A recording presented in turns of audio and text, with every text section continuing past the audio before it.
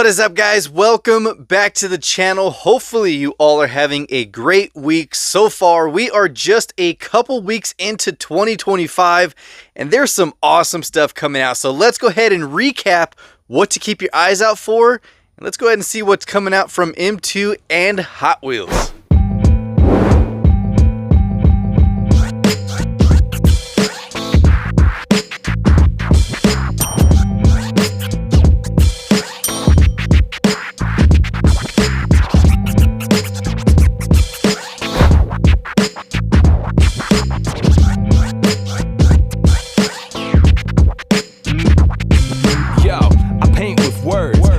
Strange and absurd things my brain observes until a change occurs. Take it apart, then reassemble, making some art out of a world that could be breaking my heart, but I don't choose to let it. Yo, who selects the true perspective? I keep the clues connected like a gumshoe detective. I see the future like a blueprint. I feel the movement within this universe. City, I'm a student, learning to use my language to my advantage. Instead of doing damage, I'ma make the anguish vanish. Negative mind states I banish, and if you understand it, my rhymes are like a sandwich for the famished. The nutrition, new visions from a musician who's spitting the opposite of superstition. So when you listen, the pleasure, relieve your pressure, is buried treasure. I plan to see that's there forever. I paint with words, strange and absurd. I paint with words until a change occurs. I paint with words, strange and absurd. Alright guys, now with the Mustangs, M2 is releasing that ground pounders. Not only do we have a mainline, but we have a chase piece and a super chase, which is the raw finish. Then we have the 66 gasser with the B&M deco. That is awesome, but the one thing that I swore I was never going to buy was the Hot Wheels RC car, but the GTD, guys. They are releasing that one. I am definitely picking that up. Let me know down in the comments, are you going to be getting the GTD as well? Because that is probably the sweetest one to come out. I know there was a lot of people getting the Cybertruck and the R35 that came out. I gotta say, that GTD, man, that is solid. So with that, guys, we did score some goodies. Just a few things, not a lot. But the one thing I did get, I've been trying to get for some time now. I've passed it up maybe 2 or 3 times with huge regrets. And this time I did not let it slip away. So we finally got it in our hands. But before we get to that, it is that time yet again. We have a mail call. Now this box right here is from Eric Jameson. Huge thanks for sending this package. He does some amazing custom work. I'll have his link down in the description. Please go check him out, man. The stuff that he showcased so far is freaking awesome. So I cannot wait to open this box because there are some Mustangs. I think there's 2 Mustangs in here that I do not have in the collection, but there's only one way to find out, and it's to see what's inside. All right, guys, here we go. We got a little note in here. Happy birthday, my man. Thank you so much. Hey, Jason, aka Mustang Hunter. Here are the 2 Mustangs for your collection. I was going to try and do a custom, but didn't want to rush it. I will make you a custom for you and send it soon. Eric Jameson, also known as Diecast Sin. So definitely go check him out. We got a sticker right here. And look at that work, man. That is super cool looking. That is nice. I am definitely digging that. My Diecast Sin City. That is cool. Huge thanks for the sticker, man. That is awesome. And of course, thank you so much for all the birthday wishes a lot of you guys were sending. And of course, this right here. So let's go ahead and open it up. I cannot wait to see what custom he does because I will show you what he did.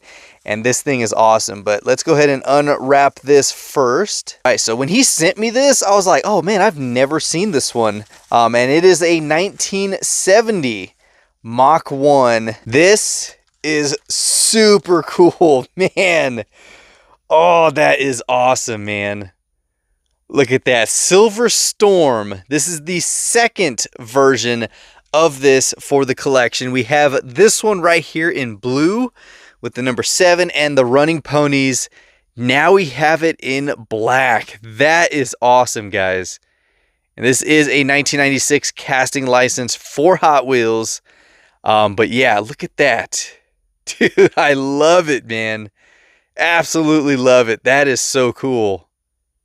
Heck yeah, man. Nice. So I can add that with this one. And man, that's the stuff I'm talking about. Like the stuff like that Hot Wheels does, a lot of people don't know because new collectors now only know what is out probably the last couple years. With the main lines, they think like some of these are just insanely rare and hard to find. But it's stuff like this, back into the deep roots of Hot Wheels when they came out with all kinds of stuff. I really think that Mattel should get back to the roots of making it as it was. I mean, it was something that kids can fully enjoy, not just going to Walmart and Target and buying cars. I mean, they can buy all kinds of Hot Wheels swag and just fun stuff. And I really think that they need to get back to that and stop focusing so much on the collector aspect of it, because not everyone is in it for the collecting game. I mean, there's kids. Kids want to play with these things. But yeah, that is super cool, man. Thank you so much for that.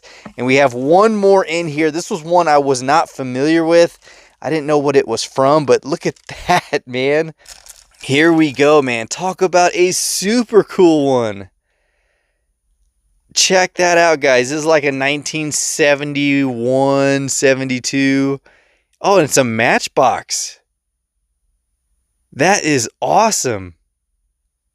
Look at that, man. It's got the Boss Deco very, very close to the Boss one right here. That is awesome. That is, dude, that is cool. Definitely the first for the collection. I mean, you have that motor sticking out, which I do have a chrome pin, and I might just touch that up. But overall, man, this is cool. Definitely love the long nose, long hood fastbacks of the 1972s, 3s and 4s. Actually 71 to 73. But this is awesome, man. Thank you so much. Love these unique pieces. Now with these, that bumps up the collection total to 2,107. 2,107 cars now. I'm not going to update it every time I get it, but that just increased the collection count. Just 2 more. And then, of course, with what we got right here. So, Eric, thank you so much again, man. I cannot wait to see what custom you come up with. Let's go ahead and toss that over here. Go check out his group. He also has a Facebook group that I just recently joined, showcasing all of his stuff. And then, yeah, go show my man some love. So huge thanks for this stuff. And then right here, guys, new for the Neon Speeders. I only grabbed the ones I needed for the collection. First one is, of course, the 1970 Chevelle. Very cool casting. One of my favorite versions of the Chevelle that Hot Wheels does. But the deco, very, very different for this one. You got the snake. Got the neon colors, of course, the 454. And you do have those new wheels for it, which are for the Neon Speeder set. Now, there are 8 cars out of this lineup. I didn't want the others, like the Volkswagen Beetle or the Honda or the Mini. And then, of course, the Mad Manga. Never really got into those, but we did want the Chevelle for this one. You have full tampos, rear as well as the front. Now, the rear ones, that is definitely not 70s, but I guess it's a custom modified version, so it's not going to match up perfectly.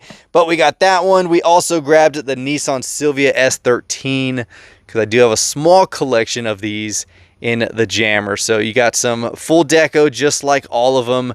And you got the really cool neon colored dragon on the side. So it does have a maroon interior. You can't really see it because the glass is slightly tinted. You do have HKS on the hood as well as the fender with Greddy. So there is this one. This was number 3 of 8. That's 6 of 8. And 8 of 8 is, of course, the famous Porsche 993 GT2. This is a super clean one. I told myself I wasn't going to grab any Porsches anymore, but this was kind of hard to pass up, man. That is just an awesome color setup. You got the orangish gold look with the black. And of course, they actually did the taillights really nice. It looks like under the wing, missed a lot of paint. There's like a whole section just kind of missing paint there. But still, overall, a really cool casting. If my buddy who collects it needs it, I will definitely hook him up with it. But this one is metal on metal. So there we go. I don't know if all of them are, or if it's just the Porsche. But you have plastic base for the Chevelle, as well as a plastic base for the Sylvia. So far the Porsche is the only one metal on metal. Now, onto the car that I kept passing up and regretting. We finally got it, the 1967 GT500, and of course, in this iconic color setup, very close to the Eleanor, and I don't know why I passed it up so many times. I think it was more of a budgeting thing. I'm like, I'll come back for it, and then I always missed it. So this was in our area for probably about the last 2-3 weeks, but at the Walmart that is further away from me, and I never go there because it's just too far. But my Walmart that is closer to me never got it. I'm like, oh my gosh, why does it have to be at the furthest one? So never made the trip, especially with the weather being kind of off and on with snow. But we got it in the collection, guys. This is probably the 5th or maybe 6th version of the 67 that we have in the collection. I think I have the other ones opened up over here.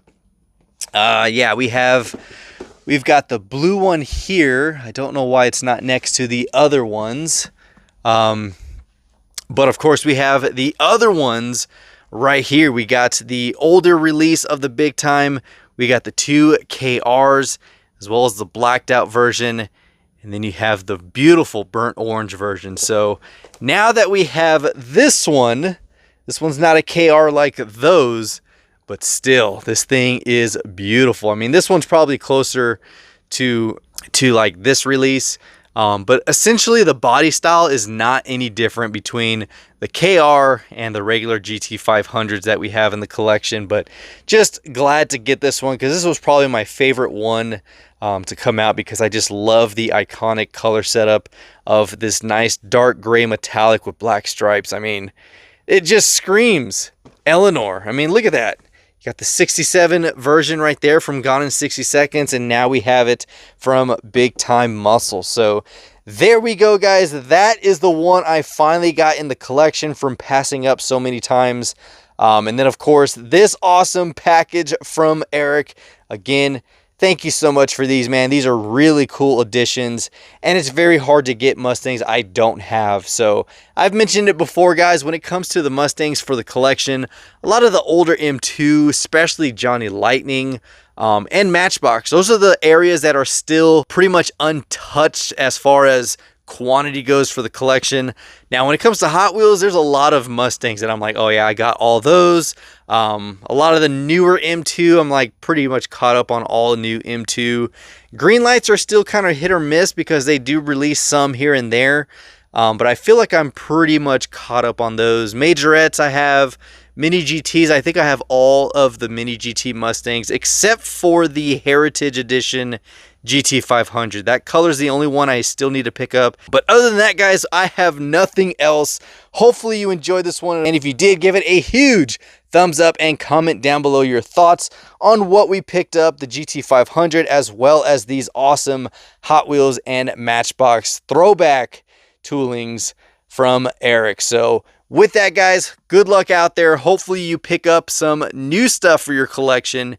And of course, stay tuned for the next one by hitting that subscribe button as well as that notification bell so you can stay tuned for all of our future episodes. And with that, guys, until next time, this is the Mustang Hunter. Peace.